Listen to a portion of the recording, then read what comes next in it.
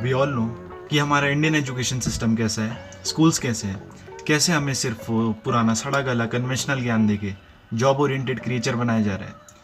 And ये तो वैसे भी एक सेपरेट टॉपिक है, तो इस पे तो आज मैं बात करूँगा ही नहीं। लेकिन इसके अलावा भी एक ऐसी बड़ी प्रॉब्लम है जो पर्सनली मैंने, तुमने, हम सब ने कभी ना कभी तो फेस करी होगी। सी, स्कूल्स में हम अपनी लाइफ का one of the most important time period जो कि है टीनेज, वो स्पेंड करते हैं। इस दौरान हम जो कुछ भी सीखेंगे वही हम अपनी आगे आने वाली लाइफ में कैरी फॉरवर्ड करेंगे। और स्कूल्स हमें क्या सिखाते हैं? ओबीडियंट बनो, बड़ों की बात मानो, क्वेश्चन मत करो और जो ऑर्डर दिया है उसे फॉलो करो। जो कि ठीक है, हाँ, बड़ों की बात तो माननी ही चाहिए। लेकिन स्कूल्स इसी चीज़ को एक अलग ही लेवल पे ले जाते हैं, जहाँ पे हम सब सिर्फ एक कंप्यूटर बन के रह जाते हैं जिसका सिर्फ इतना सा काम है, इनपुट लो आउटपुट दो, इनपुट लो आउटपुट दो। बीच का थिंकिंग प्रोसेस खत्म। ये एक काम दे देंगे एंड उसे चुपचाप लिप सील करके करना है। एंड अगर तुमने एक भी क्वेश्चन कर लिया कि सर ये क्या है, इसे क्यों करना है, तो सर भाई तुम्हारी बीच क्लास में लंका लगा देंगे। एंड पूरे साल तुम्हें ऐसे देखेंगे जैसे कि तुमने कोई इलीगल चीज़ कर दी हो। वो वाले बच्चे नहीं होते झापू से, टॉपर भी होते हैं, जो चश्मा लगाते हैं, जंपू वाले बाल बना के फ्रंट बेंच पे बैठते हैं, दिन भर yes ma'am yes sir okay sir करते रहते हैं, नाइस गाई बन के रहते हैं। टीचर आएगी तो उसे होमवर्क का याद भी दिलाएंगे, वो चाहे तो टीचर की गाड़ी पे कपड़ा भी मार देंगे।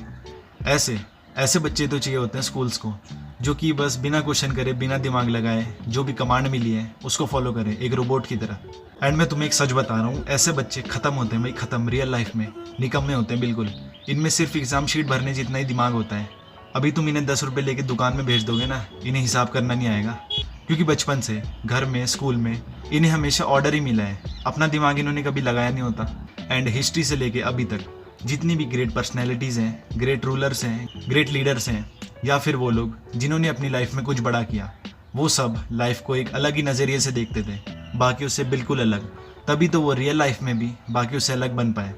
बट भाई, इंडियन स्कूल्स ने बच्चों की रैशनैलिटी ख़त्म करके रख दी है, मार के रख दी है। ये रहा काम और इसे करो। अब ये क्या है, क्यों है, इसका पर्पस क्या है, वो नहीं बताना। और अगर किसी ने गलती से पूछ भी लिया तो भाई उसे पूरे साल टॉन्ट मारते रहेंगे। All these things are destroying our masculinity. Masculinity का रियल एसेंस ही है कि एक मैन बोल्ड होगा, डोमिनेंट होगा, उसमें डिसीजन मेकिंग कैपेबिलिटी होगी और वो अपने सामने आने वाली सिचुएशन पर अपने हिसाब से रिएक्ट कर पाएगा। पर भाई ख़त्म है, ये सब ख़त्म है। हम में ये पार्ट डेवलप ही नहीं हुआ, क्योंकि हमने चीज़ों को कभी अपने पर्सपेक्टिव से देखा ही नहीं। एंड जब हमने चीज़ों को अपने पर्सपेक्टिव से देखना भी चाहा तो स्कूल ने उसे ब्लॉक किया। तुम्हें एक किस्सा बताता हूँ। तो शायद ये 8th 9th की बात है। एंड उस टाइम तक हमारा ड्राइंग का पीरियड होता था। उसके बाद से इन्होंने ड्राइंग का पीरियड लगाना ही बंद कर दिया। तो एक दिन मैम अंदर आई क्लास में एंड मैम ने बोला कि हम सबको ड्राइंग के लिए एक बुक खरीदनी है, जो कि स्कूल से ही मिलेगी, 250 रुपये की होगी। यानी कि हर बच्चे को 250 रुपये देने हैं बुक खरीदने के लिए। ठीक है भाई, दे दिए 250 रुपये। बुक भी आ गई, नॉर्मल क्लास चल रही, पर होती नहीं वो क्लास में कुछ खुरापाती बच्चे। उन्होंने क्या किया, बुक के पीछे जहाँ पे MRP का स्टिकर लगा था, जहाँ पे 250 रुपये लिखा था, उसे स्क्रैच करने लग गए। एंड जब उन्होंने उसे स्क्रैच किया तो उन्होंने देखा कि इसके नीचे तो 160 रुपये लिखा है। सब हैरान हो गए कि भाई ये डुअल प्राइसिंग क्या है, या तो ये पैसा मैम पे जा रहा होगा या कहीं और जा रहा होगा। तो जैसे कि सिखाते ही हैं स्कूल में कि एक जागरूक नागरिक बनना चाहिए, तो उस बच्चे ने हिम्मत करके एक जागरूक नागरिक की तरह मैम को बोला कि मैम, जो आपने हमें 250 की बुक दी है उसके नीचे तो 160 रुपये लिखा हुआ है, तो ये जो प्राइस का डिफरेंस है ये क्या है? भाई मैम ने इतने गुस्से में बोला ना, तुम्हें स्कूल पे विश्वास नहीं है, ये बुक जहाँ से आई है उन्होंने ही किया होगा, हमने नहीं किया।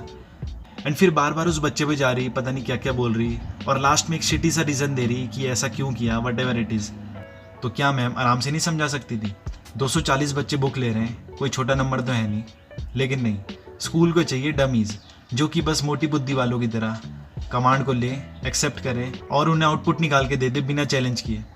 एंड मैं तुम्हें एक चीज़ बता रहा हूँ, ऐसे बच्चों की लाइफ में कभी भी कोई भी अनएक्सपेक्टेड प्रॉब्लम आ गई ना, इन सब के दिमाग फ्रीज हो जाएंगे, क्योंकि वो कभी डेवलप ही नहीं हुए, कभी किसी को कन्फ्रंट नहीं किया, बस yes sir yes ma'am okay sir करते रह गए पूरी ज़िंदगी भर। एंड ऐसे बच्चों की लास्ट में 15-20 हज़ार की जॉब लग जाती है, क्योंकि जॉब में भी ऑर्डर फॉलो करना होता है। ऑर्डर ये पहले से भी फॉलो कर रहे थे, स्कूल में भी कर रहे थे, घर में भी, और अब जॉब में भी करेंगे। आदत तो पड़ी रखी है पहले से हाँ में हाँ मिलाने की। और क्या बोल सकते हैं यार, Indian schools please fix this. बच्चे बर्बाद हो रहे हैं। That's it, GM।